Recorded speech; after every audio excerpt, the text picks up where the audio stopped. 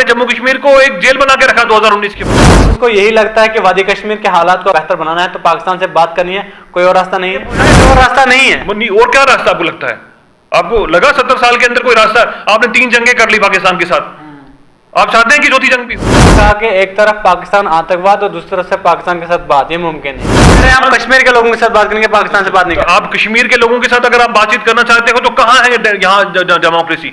कहां आप पिछले 9 सालों से यहाँ पे चुनाव नहीं करवा, क्या बातचीत करना चाहते हैं जम्मू कश्मीर के अवाम के साथ? जम्मू कश्मीर एक टेस्टिंग लेबोरेटरी जो है भाजपा ने बनाई है कि भाजपा जो है जम्मू कश्मीर में चुनाव कराने के लिए तैयार। बीजेपी सत्ता में नहीं होती है तो ये कहती है कि जम्मू के साथ भेदभाव हो। नहीं लगता कि जम्मू के लोग जो है भाजपा से खुश का इंतजार कर रहे हैं, भाजपा को मुंह तोड़ जवाब जो है इसका मिलेगा। देखिए, दावे तो हमेशा से खोखले रहे। ने ये कहा कि 370 हम इसलिए हटा रहे हैं कि ये आतंकवाद को बढ़ावा देता है। नेशनल कॉन्फ्रेंस ने हमेशा से कहा कि 370 और आतंकवाद का आपस में कोई लेना देना नहीं है। भाजपा ने हमेशा से जम्मू की कश्मीर की आवाम को इस्तेमाल किया और सिर्फ अपनी गंदी राजनीति की।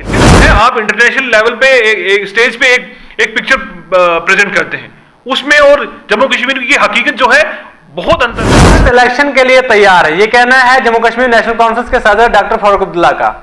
उन्होंने कहा कि जब भी इलेक्शन कमीशन जम्मू कश्मीर में असेंबली के इंतखाबात करवाती है, नेशनल कॉन्फ्रेंस पूरी तरह से तैयार है। मेरे साथ नेशनल कॉन्फ्रेंस के स्पोक्स पर्सन जीशान राणा बातचीत करने के लिए मौजूद हैं। इनसे बातचीत करने की कोशिश करेंगे कि बीजेपी तो दावे कर रही है कि हम जीत रहे हैं, तो फिर इलेक्शन के लिए वो तैयार क्यों नहीं हो रही, इलेक्शन क्यों नहीं करवा रहे हैं? देखिए, पहले तो मैं ये कहूँगा कि नेशनल कॉन्फ्रेंस ग्राउंड से जुड़ी हुई एक जमात है और हम हमेशा जो है अपने जंग के लिए तैयार रहते हैं। जिस तरीके से हमें हिदायत मिलती हैं अपनी पार्टी की लीडरशिप से, और उसी तरीके से ग्राउंड में जुड़े हुए जो वर्कर्स हैं नेशनल कॉन्फ्रेंस के, वो अपनी तैयारी में लगे रहते हैं।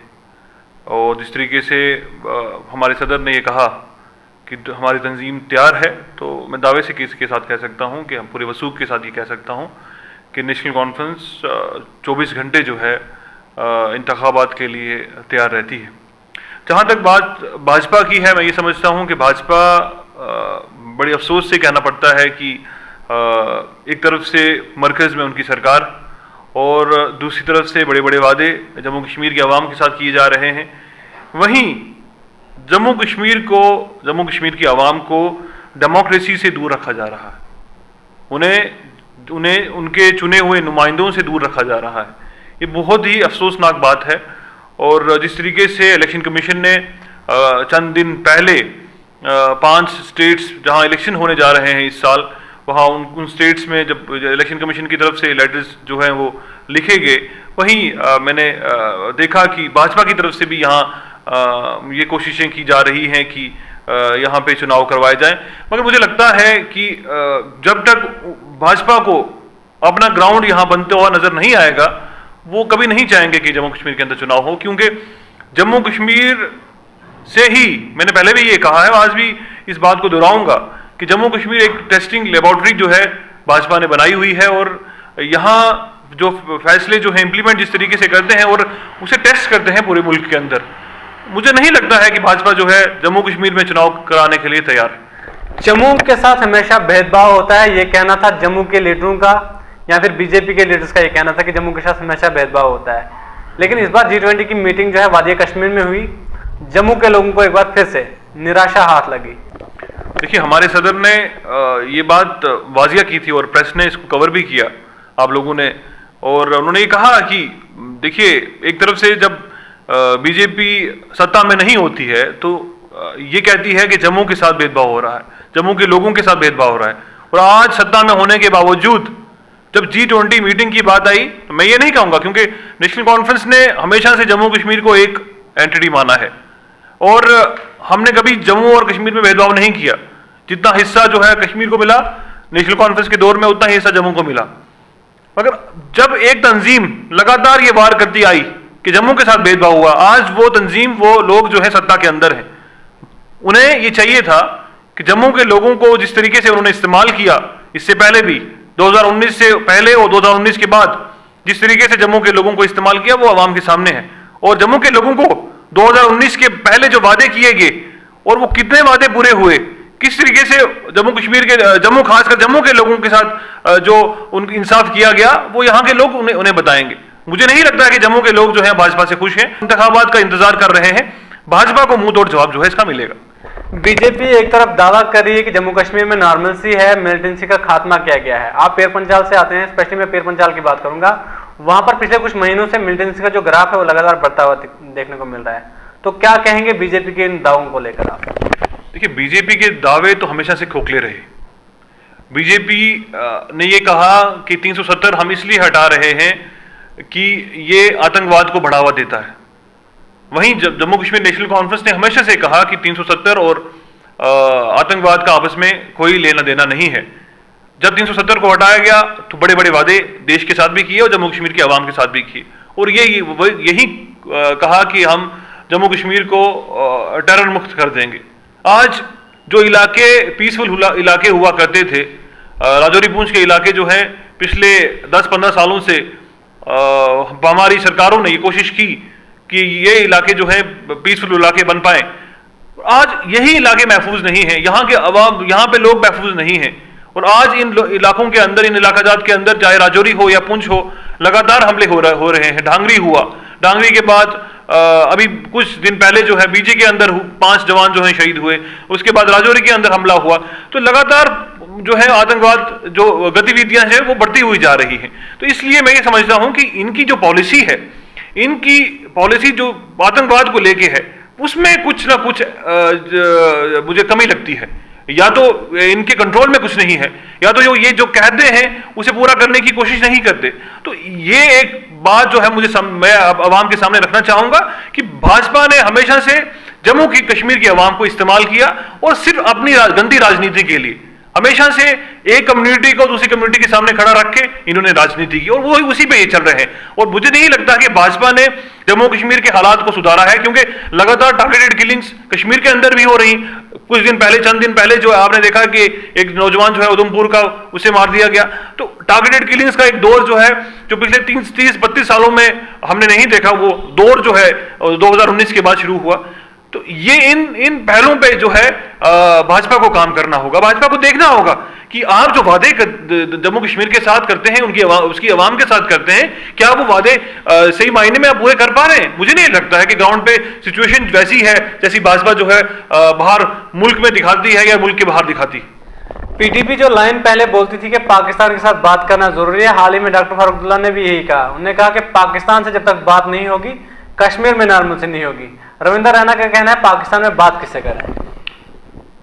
देखिए, मुझे आज वाजपेयी साहब की वो लाइन याद आ रही है, जब उन्होंने ये कहा था कि दोस्त बदले जा सकते हैं मगर पड़ोसी जो हैं बदले नहीं जा सकते।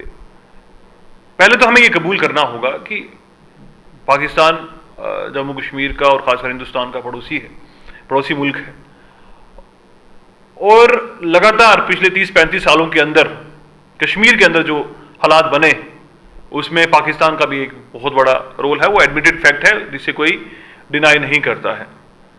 तो आज अगर हम ये कहें कि इससे पहले कभी किसी ने कोशिश नहीं की पाकिस्तान के साथ बात करने की, या वाजपेयी साहब जब, क्योंकि वो भी भाजपा से ताल्लुक रखते थे, मैं और किसी का नाम नहीं लूंगा, मैं वाजपेयी साहब का नाम लूंगा, या तो आप कह दें कि वाजपेयी साहब की जो आइडियोलॉजी थी उसमें और आज की भाजपा में उस आइडियोलॉजी में फर्क है, तो शायद तो फिर मैं एक मान सकता हूं कि भाजपा वो भाजपा नहीं है जो आज से 20 साल पहले वाली भाजपा है थी।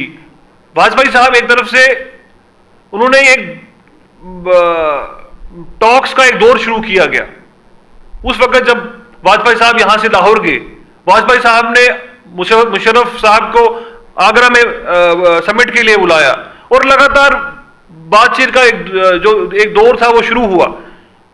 एक तरफ से उसके बाद मनमोहन सिंह साहब जब उन्होंने कमान संभाली इस देश की, और उन्होंने भी कोशिश की कि पाकिस्तान के साथ वार्तालाप जो है चलती रही। राजनाथ सिंह ने कहा कि एक तरफ पाकिस्तान आतंकवाद और दूसरी तरफ से पाकिस्तान के साथ बात, ये मुमकिन नहीं है।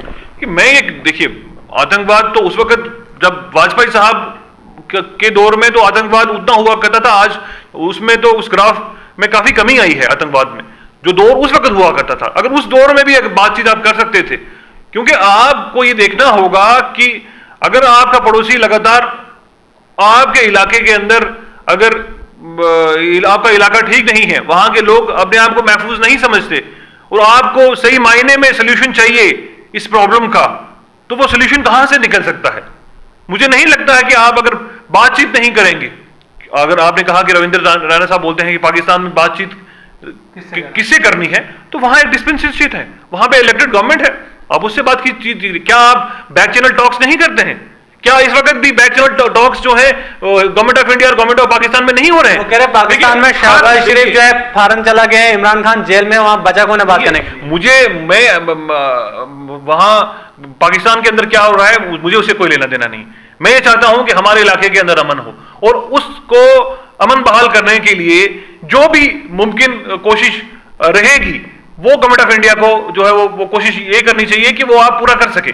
अगर आपको लगता है कि पाकिस्तान ने पिछले 30-35 सालों के अंदर जो जम्मू कश्मीर में हुए, पाकिस्तान उसमें इन्वॉल्व था, पाकिस्तान ने हमेशा से कोशिश की यहाँ हालात खराब करने की, तो आपको ये कोशिश करनी चाहिए कि यहाँ पे हालात ठीक हो, और उसके लिए अगर पाकिस्तान से बातचीत भी करनी हो तो आपको करनी चाहिए। क्या अगर आप बिरयानी खाने पाकिस्तान जा सकते हैं बिन बुलाए, अगर आप नवाज शरीफ साहब के घर जा सकते हैं, तो हम तो यहाँ हालात ठीक करने की बात करते हैं ना। हम यहाँ चाहते हैं कि एक एटमॉस्फेयर बने।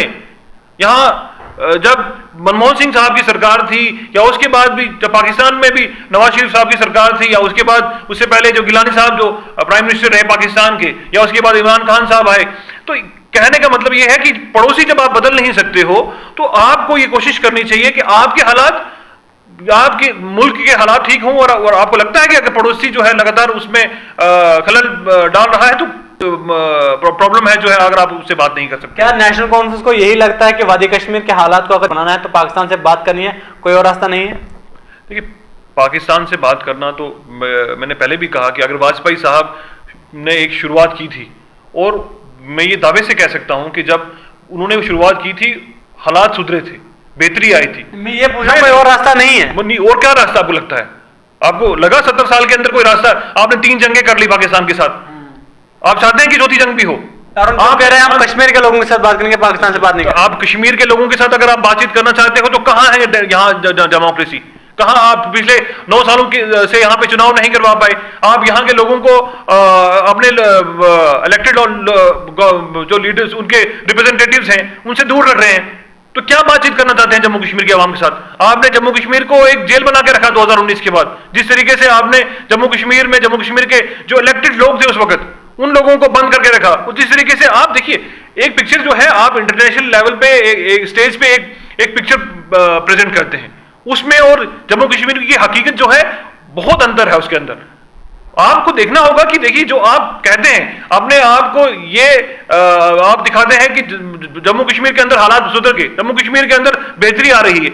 G20 जब समिट हुई, आपने यहाँ जो एयरपोर्ट से लेके जहां वो लोग डेलीगेशन जहां आ रहा था, आपने वो रोड ठीक कर दी, वहां पे वॉल पे आपने जो है वो दोबारा से उनको पेंट कर दिया। उससे आपको क्या लगता है कि ओवरऑल इलाके की तरक्की हो गई? ओवरऑल इलाके की तरक्की कैसी होगी? जब तक आपके चुने हुए नुमाइंदे नहीं होंगे, जब तक आपकी आवाज उठाने वाला कोई नहीं होगा, जब तक इन्फ्लेशन पे काम नहीं होगा, जब तक अनएम्प्लॉयमेंट को खत्म नहीं किया जाएगा, कम नहीं किया जाएगा, तो आपके इलाके की तरक्की कैसे होगी? आप कैसे उन लोगों से लोगों की आवाज बन पाएंगे? जम्मू कश्मीर के कुछ लीडर ऐसे भी हैं जो कह रहे हैं कि 5 अगस्त 2019 के बाद जम्मू कश्मीर में हालात में बेहतरी आई। मुझे कमेंट नहीं करना है कि गुलाम नबी आजाद साहब क्या कहते हैं। पहले तो मुखालफत कर रहे थे। वी ऑल नो कि वो ये तीन लोग जो हैं जिनका आपने नाम लिया, इनके एफिलिएशन कहाँ है? A, B, C टीम बन के रह गए हैं ये बीजेपी की, और हमें पता है कि इनका खासकर जो देखिए, सजाद साहब भाजपा की सरकार में मंत्री रहे, भाजपा के कोटे से मंत्री रहे। अल्ताफ बुखारी साहब जो हैं, उनको जिस तरीके से उनकी तंजीम को बनाया गया, हमें सबको पता है कि क्या है। गुलाम नबी आजाद साहब की तंजीम कैसे खड़ी हुई, मैं उस पर जाना नहीं चाहूंगा, मगर हमें पता है कि हालात कैसे हैं जम्मू कश्मीर के, और सब वाकिफ है इस चीज से कि हालात यहाँ, अगर हालात सुधरे होते तो शायद इतनी सिक्योरिटी, जितनी सिक्योरिटी आपने G20 मीट के लिए सिक्योरिटी इंतजाम किए यहाँ कश्मीर के अंदर, शायद उतने इंतजाम करने की जरूरत नहीं होती अगर आप यहाँ हालात ठीक होते, सही मायने में हालात ठीक होते। और गवर्नमेंट ऑफ इंडिया को इस पे काम करना होगा और सोचना होगा, अगर सही मायने में आप जम्मू कश्मीर की बेहतरी चाहते हो तो आपको यहां सबसे पहले डेमोक्रेसी को रिस्टोर करना होगा। चलिए बहुत बहुत शुक्रिया।